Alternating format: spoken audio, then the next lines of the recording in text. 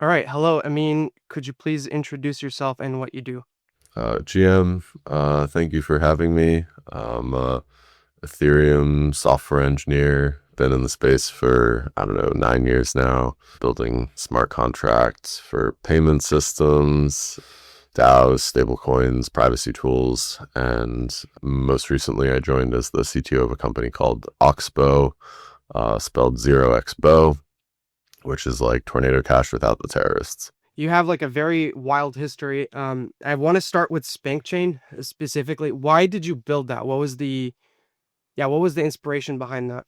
Motivation for SpankChain was trying to find some place that crypto could actually be valuable, in the sense that, these were some people that got kicked out of banks. They don't do anything necessarily illegal. If you're like selling socks on the internet to or doing DOM services, any of the online adult industry stuff. But they were having trouble, getting their payments accepted. And so we built a crypto campsite. We called it Spank Live. It was actually the first like layer two system. We over engineered it quite a bit. Didn't need all that, but yeah, that was the motivation. Just trying to figure out where it could be useful. We eventually pivoted to making a thing called Spank Pay, and that was just like helping other adult sites accept crypto. It's kind of like a BitPay, but for adult sites. That went well for a while. We made some money from that. And then we got shut down because our payment service provider that we were using to do all our banking integrations went under. That was SendWire. It was sort of unfortunate sequence of events. So That still ends up being the biggest problem because I've actually known a lot of people that work in the industry, and the consistent problem is how they on ramp and off ramp. So for the individual creators, it's not that complicated. But then when you talk about like the customer that wants to on ramp onto crypto so that they can pay, that's an issue. You always have to go through KYC, and there's a lot of steps. But it's a very interesting problem, and yeah, it's interesting to hear the history about that. when we were working on it, part of the motivation is like, you can withdraw to a wallet, you can accept money from anybody on the planet, right? It's cross border, those are benefits. And with something like Wire, they had the cool thing where you could just like pay with a debit card and then it converts to crypto automatically. And so that was nice without necessarily having to KYC, although sometimes, they just like reject people's money because they're worried about, chargebacks, because crypto, once you buy it, is final, and like, but fraudsters can like call their bank, reverse the transaction. So there's always an element of risk there. The funny thing that happened recently is like Jesse from Base put out an ad that went kind of viral, and people were making fun of it because he had like bases for everyone, and like it rolled through a bunch of different things that base is for, including like pimping and squirting.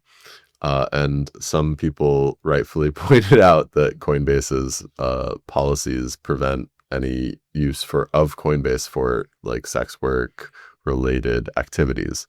My own chief of staff, Ali Knox, had her Coinbase account shut down many years ago because she talked about how she was accepting money through Coinbase on like a podcast. She didn't even like tweet it or something, and then somebody must have notified them.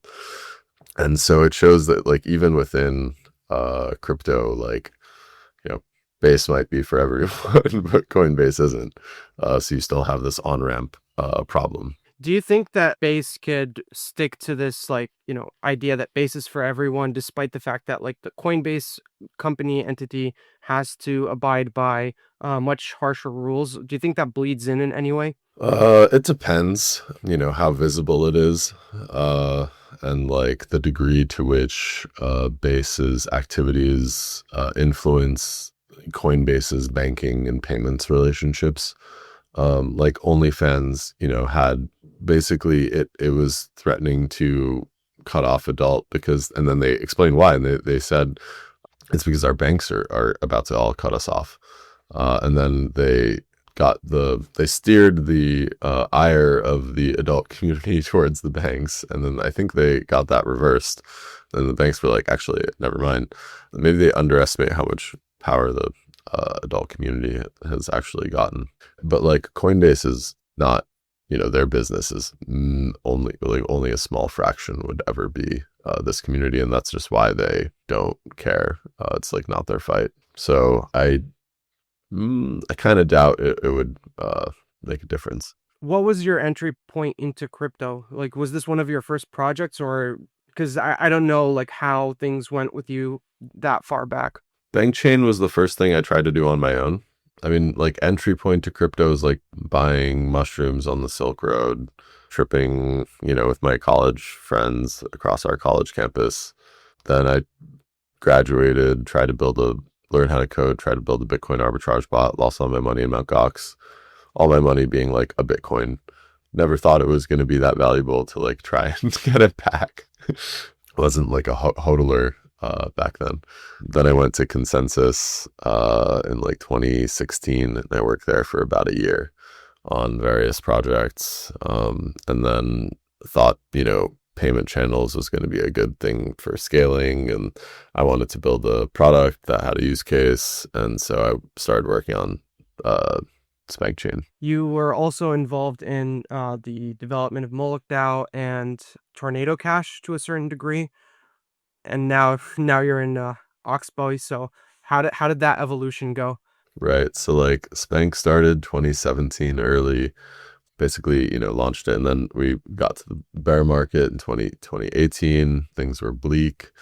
I was still really into the idea of DAOs.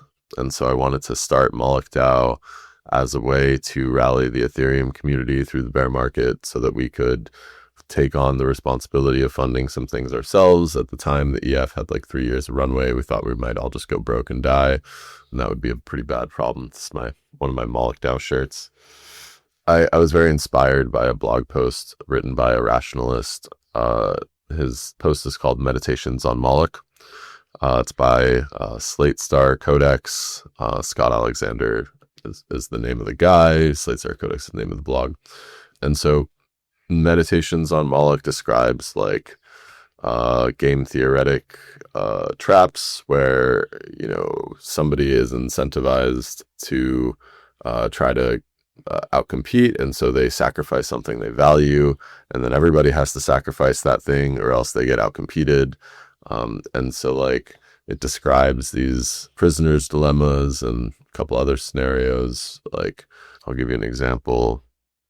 We want to prevent overfishing, and so if you stop overfishing yourself, then you might get outcompeted by somebody who continues overfishing, and the dominant strategy is actually get everyone else to stop overfishing and then overfish yourself. And so, applies at a larger scale too. Like we want to have, I don't know, universal disarmament, but for lack of, the dominant strategy is wait until everybody else disarms and then stockpile weapons. And then what happens is that the values of the next round end up being the value of the guy who stockpiled weapons and took everyone else over, not the universal disarmament people. And so, you're kind of forced into these situations where you also have to arm or overfish, or the only way out of that is basically creating these sort of broader regulatory bodies that everybody contributes to that oversee the process. And in that light, Moloch DAO was trying to, one, promote DAOs because it was like the third DAO ever. And so I just wanted to show people that we could coordinate and like the tools were ready. And two, promote the meme of Moloch, which was that like we have to sacrifice for the things that we value or else we'll get outcompeted. And at the time, Ethereum, not just at the time, but it was even more, if you can believe that, kumbaya utopian culture, where we just thought that like Ethereum is going to be the best thing ever forever because we're the good guys, and didn't really think about like competition as a thing that we needed to like engage in as much. In preparation for this conversation, I actually read Meditations on Moloch. That's the whole point of me naming this thing Moloch is basically advertising for that blog post, because it's like the closest thing to a religious experience I had in like 2015, 16. So I've read a lot of your tweets over the last like few months, and like I see kind of your mindset, and I was coming into this with more of like a debate type uh direction. I kind of wanted to like argue some things with you, but when I read the post, it kind of put me in a different frame of mind because now I'm seeing like what your perspective is on this and like how you're framing a lot of what you're saying. But so I want to revisit that because that's probably like the most interesting thing that I'm very happy that I was introduced to. So thank you for that. I do really appreciate it. But I want to talk a bit about like Tornado Cash and then Oxbow and what you're trying to do there. So maybe you could give people like what is Tornado Cash? Not everybody really knows about it. Usually they do. It's like one of the, international incidents in our space. So 2019, or I think late 2019, early 2020, we're jealous of Zcash. We're sitting in Ethereum and we're like, man, that is some really cool zero knowledge tech. Zcash is a fully anonymous fork of Bitcoin that allows you to do peer-to-peer, anonymous transfers. And so we're sitting here and, every time we send Ethereum, everybody knows your transaction history. They can see how much money you're getting, how much money you've spent, all of your transactions. You can see it for the person you're sending it to. And so that's not good. And we wanted something that preserved our privacy. And so we're like, okay, what's the MVP of this? And so Tornado Cash was a, privacy protocol smart contract on Ethereum, and it was funded by Moloch DAO. Initially, we paid for all the grants. I wrote up all the grant proposals. I found the teams, interviewed them. Famously, we rejected the team that actually ended up building it. And then they got so pissed off that they built the whole thing in 3 weeks. And then we gave them all the rest of the grants because they did a beautiful job.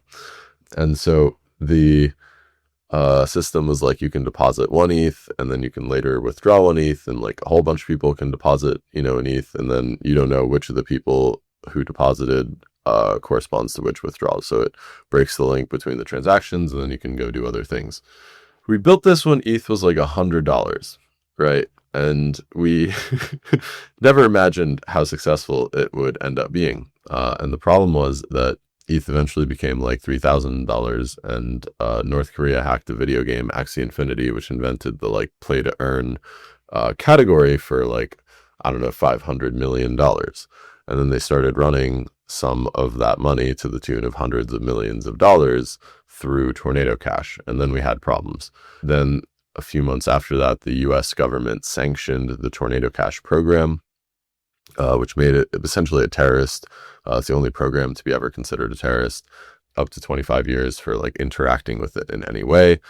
And then what happened is that they arrested Alexei Pertsev in the Netherlands 2 days after that. And this is August of 2022. And so Alexei had a trial. He lost his trial. He is currently appealing his decision, and he's out on bail. And then 1 year after Alexei got arrested, Roman Storm got arrested in the US in August of 2023. And this was very sad because he was also, complying with the investigation. They still showed up at his house at 6 a.m. and arrested him at gunpoint in front of his daughter. And we've been, he is also out on bail, and his trial keeps getting pushed back. And we're trying to get, with the new administration, there might be some possibility of changing the direction of his, legal case. And so we're trying to work on that too. But the charges against Roman are conspiracy to violate international sanctions, 20 years, money laundering, 20 years, and running an unlicensed money transmitter, 5 years. And so there's a huge legal effort in the US by various lobbying groups, DeFi Education Fund, Coin Center, other ones as well, that are filing amicus briefs where it's like an external lawyer files a case and says like, this is not good. And it's like, one, like developers shouldn't be held liable for the crimes of their users. Like, they are not North Korea. They're not the ones doing it. Also, they can't do anything about it because the contracts are immutable. You can't change them. They can take down the UI, but you can use like an IPFS deployed UI. You can use a command line. There's nothing they can really do to stop it. And then it's like they don't have custody of the money either. So the money services business claims are also a little odd, because never in the history of money services business has something that doesn't have custody of the money been considered a money services business, and they don't have custody of money, they can't move the money without the user's note that they generate. So that's the Tornado Cash saga. So I had a mentor in the US, definitely somebody that is like a very well-meaning person, teacher, teaches at university, great guy. He was using it, and I remember the panic that he was in when this started going down because, like, obviously his centralized exchanges eventually linked back to Tornado Cash in some way or another. And I remember there was also some attacks that were done on purpose where people would run transactions through Tornado Cash and then spray them on famous people's wallets. And maybe that's a good defensive measure as well, because you can't, like, what are you going to do? Like, it creates a lot of confusion. Yeah, one thing that you're doing now is like trying to continue at least the effort for some form of private transactions, and you're doing that with anti-terrorism measures built in. Could you talk a bit about like that specific part? Like, how are you trying to keep the terrorists out of this? Do you think it's a reasonable pursuit? Is it possible that this gets gamed?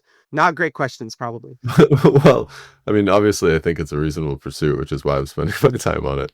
But yeah, I'll talk a little bit more about Oxbow. So Oxbow is a company building a product called Privacy Pools.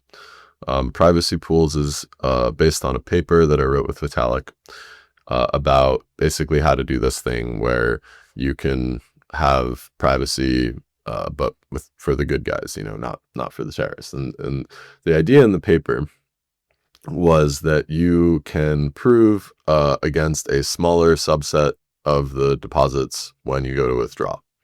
So 100 people deposit into something like a Tornado Cash, called Privacy Pools, so 100 people deposit. I see that 10 of those deposits came from hacks, stolen funds. And we can see this on chain, right? They hacked my friends. It's allegedly North Korea. Like, I choose to not, I prefer to not associate with those individuals' deposits. And so what I can do is I can say, I'm going to prove that I'm in a smaller group. I can prove that I'm one of the 90 that excludes those 10 without revealing who I am. And so that was the version we discussed in the paper. The version that we launched for Privacy Pools is a little bit less of a free-for-all, because if we just stuck to the paper, it would basically be a permissionless protocol. Anybody can deposit, anybody can withdraw, but like, we have one of the whitelists, essentially these things are whitelists of the deposits that we manage. And so the way our system works is that you deposit, we Oxbow look up your money. We do KYT, know your transaction. So we integrate tools like Chainalysis and working with, integrating others. And that tells us, did this money come from hacks, illicit sources, and so forth. And then we approve your deposit if we find that it does not come from any illicit sources, add it to a whitelist. And then only the transactions that are on that whitelist are allowed to withdraw privately. Everybody else has to withdraw publicly back to their original deposit address. And so what that does is it, creates a separation. And the motivation for not having it be a free-for-all was kind of, our lawyers were like, so what you're telling us is that, if people deposit and they aren't on your whitelist, they can still withdraw privately, but they're just going to be associated with each other. And we were like, yes. And they were like, can you make it not do that? We said yes. And so here we are. It's essentially a permissioned system where you can deposit permissionlessly, but you have to, to get the benefit of the privacy, we manage the permission for that. And I think that's a reasonable trade-off. It can potentially get gamed in the sense that we could make mistakes where, our business depends on us not making mistakes. But if we do make a mistake, the nice thing about how it works is that we can then remove any deposit that we should not have included. This isn't just if we make a mistake too. It's like somebody deposits and then later they get sanctioned for some crime that they committed that nobody knew about. Then we can remove that deposit from the whitelist And at that point forward, everybody else who withdraws dissociates from that. They say, I'm proving that I'm not that deposit as well. And so it makes for a better experience for the users. So for you and me, it might be obvious like why privacy is something that we should try to pursue, but a common thing most people say is that, well, if you have nothing to hide, then why are you putting all this energy into it? What are some from your experience being involved in like, Tornado Cash and now trying to build a better version of that, something that's safe and secure and, discludes terrorists. What are some use cases that you think are like valid that require some privacy? Something that's like legal. Yeah, so I was using Tornado Cash for payroll, pretty mundane use case. Vitalik was using Tornado Cash to send money to Ukraine without the Russians knowing how much, he was sending them.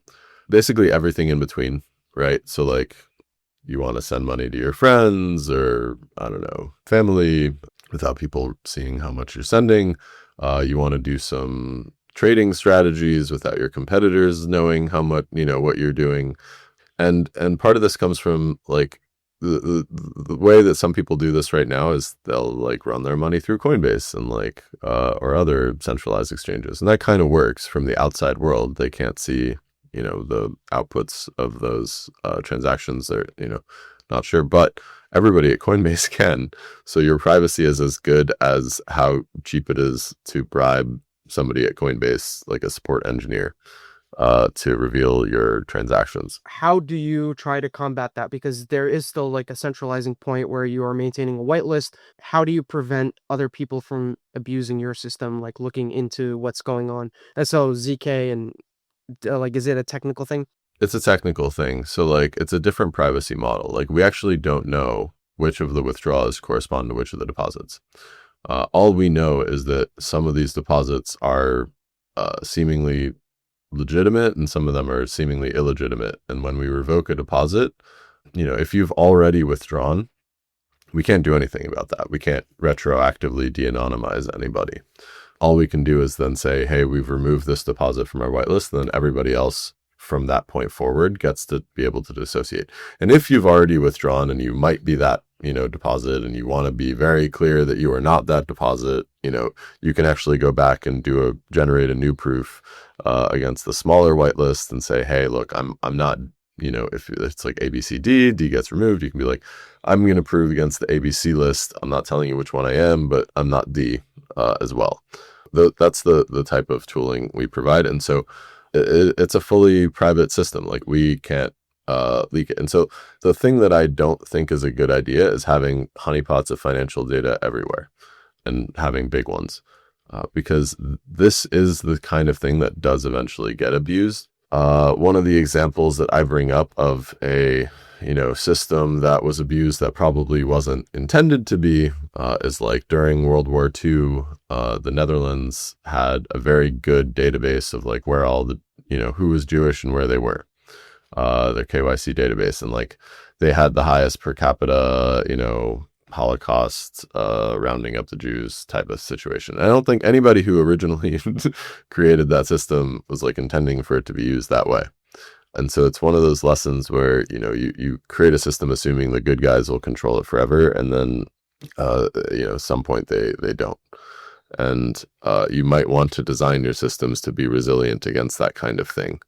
And so in our case, we believe that people should be able to have financial privacy. And like, I think the more that honeypots get hacked also, like if China comes in and hacks a bank, or Iran comes in and hacks Coinbase and reveals all of the people's, financial information, that's going to be a big motivating factor for people to realize that like we need kind of the second amendment of financial privacy. And that is like zero knowledge proofs, where I can conduct my financial transactions and I can protect my own privacy because the government honeypots can't.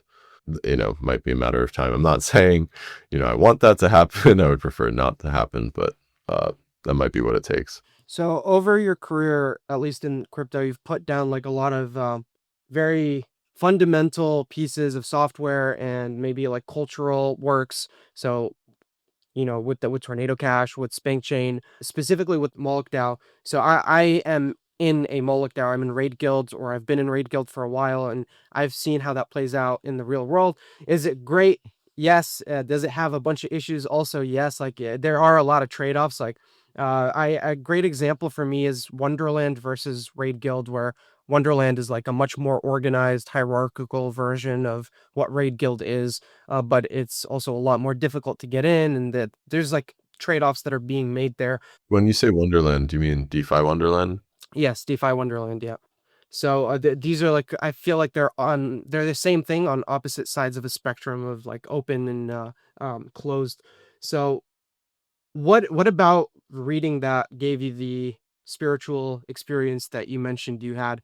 It put a word on an anxiety I've had my whole life, which is like, why can't we have nice things? Why can't we all get along? You know, we sort of have this like utopian vision of like, you know, everybody will work together and we'll all, you know, achieve nirvana or something. But the reality is that the incentives to defect go up, and the only way to combat that is to actually address that situation itself. And so for me, you know, made me realize that anytime somebody has started a sentence with, if only we could all just, you know, that was a waste of their time and a waste of everybody else's time, because that's just not how the world works. Like, the world is run by these incentives, and harnessing the incentives is actually what you know you can do. And so I read Meditations on Moloch in the same week that I learned about Ethereum. And so for me, I was like, oh, Ethereum is a thing that helps advance human coordination, right? So Moloch is kind of the rationalist god of coordination failure. And I thought Ethereum could be a thing that allows us to scale up human coordination to the point at which we can overcome some of these coordination failures. And so I called it Moloch DAO, but I also flipped the meme, like, it's actually about slaying Moloch and, you know, overcoming coordination failure, but also made it more nuanced, which is like, sometimes you have to worship at Moloch's altar to get the power to be able to slay Moloch. So when I was reading, there's a trade-off that they mentioned, which is like, a single person from a god's eye view could be perfectly rational in their head with like, okay, let's reduce this kind of spending by half and put it here, and that rationally does make things better for the majority of people. So you could have like a monarchy, or a single person led company, whatever it is, family, household, religion. You can have that, and that should be able to quell a lot of the issues that come up in society. So I would say like this is an example of Christianity and Islam and Judaism, where you have these structures that are built specifically to combat something like Moloch failures, right? To get everybody on the same page. So yeah, and like to zoom in on that, right? Like, you're completely correct in that, like, those things serve to like function as coordination systems for the people within those societies. So like, love thy neighbor, do not covet thy neighbor's wife, you know, generally having monogamy. Like, these are good ways to promote harmony, get everybody invested in the society, reduce infighting within your society, which makes your society more competitive with other societies, and that allows your society to propagate. Islam does something similar. It got a bunch of, you know, people to like stop fighting each other, but and you know, part of the result of that is then they went on a conquering spree of everyone else. So there's, you know, those things are probably the most successful coordination systems that exist thus far. It's worth, you know, understanding the dynamics at play for those things. Recently you've went on like a journey of, so obviously you were close with Vitalik, you probably still are, you probably still have respect for this person, but you've been mentioning all of the things that are failures in coordination in Ethereum. You've been very clear about that. You've been also talking about like a whole bunch of other things, and I've seen that it's been getting more and more pronounced and serious. What has led you to like go down this direction? Why are you getting more serious about this kind of stuff now? Yeah, okay. I'll fill in the blanks a little bit there. So like, I've always been a little more willing to embrace the counterculture of Ethereum, right? Like calling it Moloch DAO. where like Moloch, the ancient, Moloch is like the god of child sacrifice. It's like a very hardcore demon type thing. And I'm like, we'll just make a charity and like have it be like a punk rock DAO, and like and like the point was to get people to read this meditations on a blog post, and then like understand that it can't be all kumbaya forever, and like we need to compete, and like that means we have to sacrifice things to be competitive. So I finally understood some of where the culture that I was rebelling against within Ethereum comes from. And Ethereum is a microcosm of, the world. It's not like it has its own necessarily different thing. And so there's this thing called like cultural Marxism, neo-Marxism. I wrote about this in 2020. BLM stuff was going on. I was a little confused as to like how that dynamic worked. And so I eventually found this guy named Yuri Bezmenov, who's like an ex-KGB agent. He was explaining how spy stuff is like 5% James Bond, 95% psychological warfare. He had a whole talk about this. He's written about this. I went and read some of his stuff, and he explains how the Russians were weaponizing what they call Marxism, but Marxism was like about class warfare, and they applied it in other domains being like race wars, gender wars, or sex-based wars, to promote to basically disharmony within the society by pointing out the differences between people. And it's all under the umbrella of egalitarianism, which is like we're equality maximalist. Everyone is equal. We have equality as our God, and that actually prevents us. It is like a taboo to talk about the things that are fundamentally unequal. And like I felt that like I understood woke culture a lot more through that lens in a way that I hadn't before.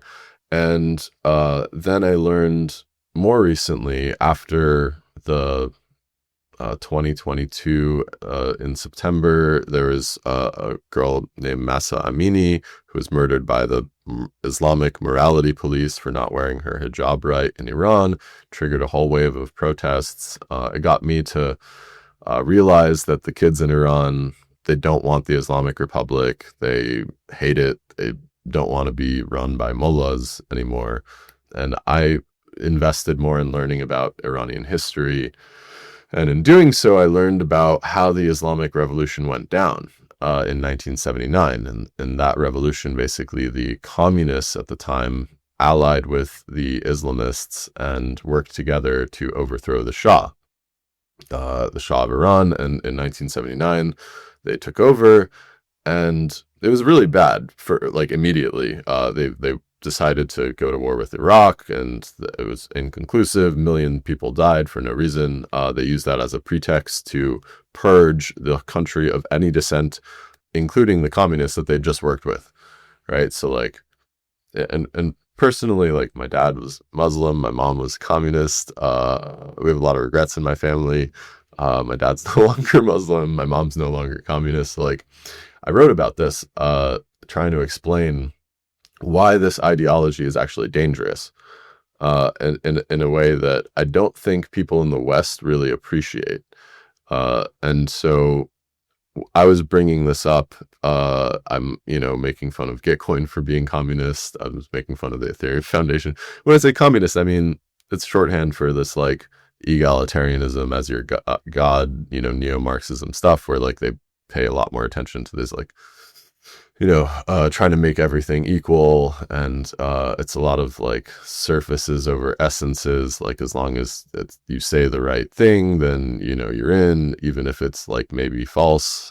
It's a lot of like suicidal empathy. Like because you always see whoever is like the being oppressed as like the correct, just actor in a system. And so you might go out of your way to help bring them up, and then they turn on you, and then you're like, well, that was my empathy was weaponized against me. And so it takes a degree of either coldness or hardness to like actually address these kinds of things. And Vitalik stopped me. He got into a thread where I was calling out Gitcoin commies, and he said, "Make communism great again." And I was pretty pissed off about that because on the surface, he was just trolling, haha, but what he's actually doing is like normalizing that what I was talking about was not something to be taken seriously. And I took it pretty seriously. And so I don't think he expected that, one, I would decide to fight a meme war against him on that ground, and expose even more woke and commune, neo-Marxist culture inside of the EF and Gitcoin and whatnot. And also that I would get invited to give like full presentations at ETH Denver about this subject, where I go through, point by point what I'm talking about. And I specifically, like, when I'm like, trying to talk to his henchmen or whatever and like troll them and call this stuff out, and then he gets involved, then it becomes clear that my beef is with the boss, right? And so I shouldn't waste my time dealing with the henchmen. I should, take my battle to the boss. And it's essentially a suicide mission of trying to convince Vitalik that he is the cultural problem himself, and that he has surrounded himself with sycophants and yes men who are, aligned with his cultural ideology and not people who are willing to fight him on it. And to be clear, I've been dick riding Vitalik for a decade. Immense respect for everything he's built. We still, work together on some things. He promotes privacy pools, which I'm happy about. But I'm still willing to call this stuff out because it does actually matter to me. So I was born and raised in the United States, and I went to live in Algeria, which is in North Africa. It's a Muslim country, half Arab, half Berber, something like that is the mix. And I lived there for like 10 years, and I moved, no, a little less. I moved back to the West, and a common trope is that like people that are in the LGBT community, um, they are very like pro-Islam, and obviously like communists are very pro-Islam, and one thing I wanted to call out is like if you look at Iran, I did not know the history before I read, and I did go in Wikipedia and spend some time to like just make sure that I'm getting things right. But in Russia, like there was also a Muslim sect, and during the communist revolution, they were also like exploited in the same form. Like it's kind of like a dog eat dog world, and I would say part of Meditations on Moloch is about like the heartless machine that is capitalism as well, which it also has the same kind of dominant, violent, use of violence in order to maintain some form of world order built into it. So this is a question that I've had since I met. We spoke in Thailand. I spoke to Metadreamer, and he was very angry about like your views on Islam. And so you're part Iranian or fully Iranian. Fully Iranian. How do you feel like that builds into your current persona? Like you live in the West. How much does that inform who you are? I mean, I think a good bit, right? Like I'm in the West, so I get the benefit of liberal democracy. Like I don't think my parents would have been able to have the same evolution that they've gone through in terms of learning and updating and evolving out of the like Islam that they previously worshipped and the communism that they previously aligned with, if they had not been in a society that encouraged, free thinking and open access to materials. And me growing up in that, we had these debates and we, were able to think through this stuff. And I care about, my fellow Iranian people. And as a result of that, I do take some of this stuff more seriously. And I don't have a great answer in terms of like capitalism, right? It's like sort of, if you zoom out and you're like, oh, capitalism like's the same as Islam or something, it's like there's a lot of nuance in that, right? Capitalism is a way for advancing a society by having some resource distribution to the people who create, who are best equipped to like put the resources to good use. And so they get some of the benefit of that. And then, capitalism has downsides. You get potentially more wealth inequality. So maybe you don't want 100% capitalism. If you might want like 80% capitalism, 20%, more socialist leaning policies. Some socialist leaning policies can be good. Some public goods funding can be good. But if you have only socialist policies, then your economy sort of stagnates. You're not creating incentives for people to advance the society and put the resources to the good use in the first place. And so, but Islam stuff is different because it's very dogmatic. in the sense that it's literally dogmatic because the Quran says that Muhammad is the final prophet and this is the last word of God, and it's a religion also around holding Muhammad up to this highest moral authority, and so you end up with policies today that reflect Muhammad's life 1500 years ago. I call Muhammad a rapist pedophile. I think that's essentially self-evident. He married Aisha when she was 6, consummated it when she was 9. You could take this in a couple of ways. You're like, well, can a 9-year-old consent? If not, he's, rapist pedophile. Is it pedophilia to have sex with someone who's a 9-year-old? If yes, then he's a pedophile, right? So it's like, this makes Muslims uncomfortable when I bring this up. Why? It's like, it's your prophet, right? Like, clearly you think he's the standard to follow. So what's wrong with fucking 9-year-olds, It's hard to balance like something that you fundamentally disagree with something that you're kind of born and raised and sculpted into. I have no problem with like bringing this shit up. Like, people need to basically be internally consistent on this point. Like, if you take this to be the word of God and this is the messenger of God, then like this should be okay. And like the thing is that in Islamic society, like in Iraq, the age of consent is 9. In Iran, the age of consent is 9. The reason it's 9 is because Muhammad and Aisha consummated their marriage at 9. And so it's not just like, oh, that was 1500 years ago. He doesn't know about it. And it's like, because if you say that Muhammad was wrong about anything, that's no longer Islam.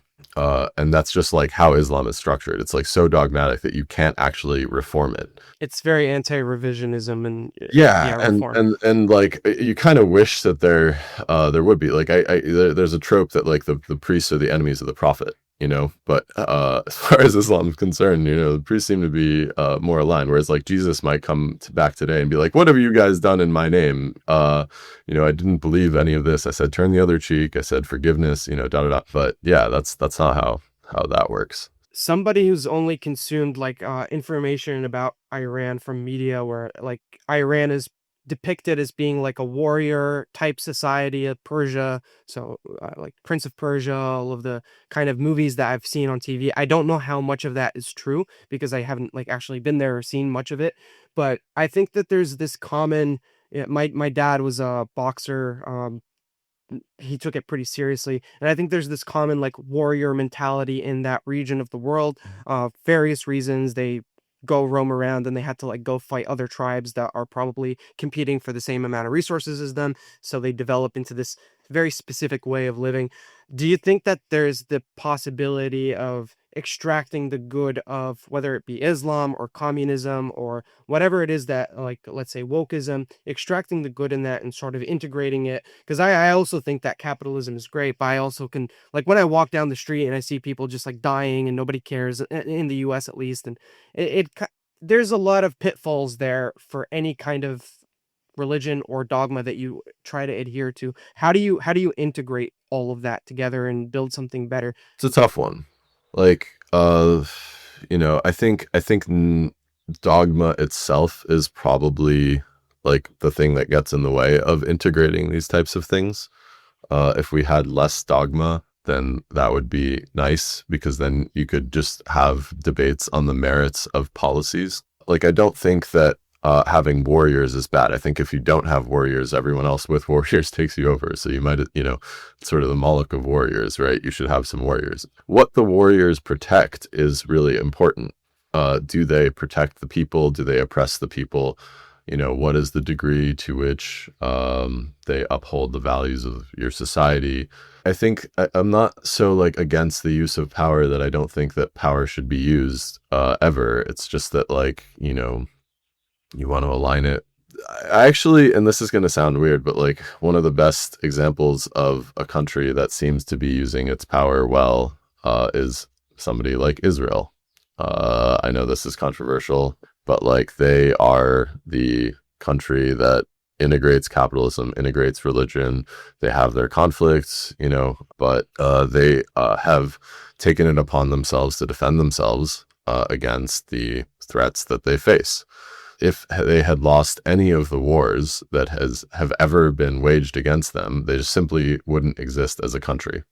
So their right to exist is based on their ability to have successfully won the wars that people have waged against them, and they all know that, and so they're much closer to reality than I think a lot of people in the West, where we kind of sit back and then we have it's a more intellectualized version of these conversations. The stakes are not as high for us personally, whereas for them, they're like, well, if they, Hezbollah wins, then like we all die. Like they chant from the river to the sea. Like, where do you think the Jews go? It's like into the sea or back to Europe or where they got genocided the first time.